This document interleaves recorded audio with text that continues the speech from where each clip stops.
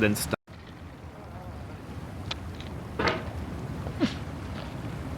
There's no feeling more intense than starting over. If you deleted your homework the day before it was due, as I have, or if you left your wallet at home and you have to go back after spending an hour in the commute. If you won some money at the casino and then put all your winnings on red but it came up black. If you got your best shirt dry cleaned before a wedding and then immediately dropped food on it. If you won an argument with a friend and then later discovered that they just returned to their original view. Starting over is harder than starting up. If you're not ready for that, like if you've already had a bad day, then what you're about to go through might be too much. Feel free to go away and come back. I'll be here. Alright, thanks for coming with me on this trip. I'll understand if you have to take a break at any point. Just find a safe place to stop and quit the game. Don't worry, I'll save your progress, always, even your mistakes.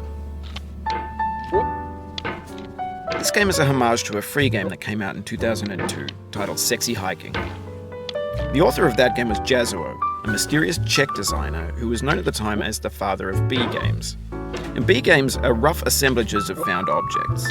Designers slap them together very quickly and freely, and they're often too rough and unfriendly to gain much of a following. They're built more for the joy of building them than as polished products. In a certain way, Sexy Hiking is the perfect embodiment of a B game.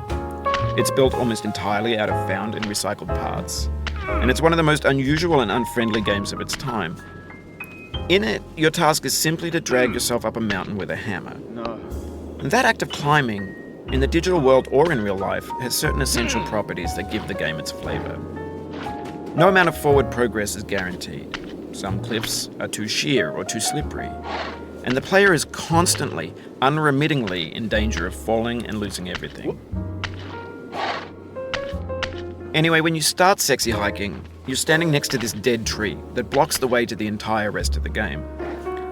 It might take you an hour to get over that tree, and a lot of people never got past it. You prod and you poke at it, exploring the limits of your reach and your strength, trying to find a way up and over. And there's a sense of truth in that lack of compromise. Most obstacles in video game worlds are fake. You can be completely confident in your ability to get through them once you have the correct method or the correct equipment or just by spending enough time. In that sense, every pixelated obstacle in Sexy Hiking is real.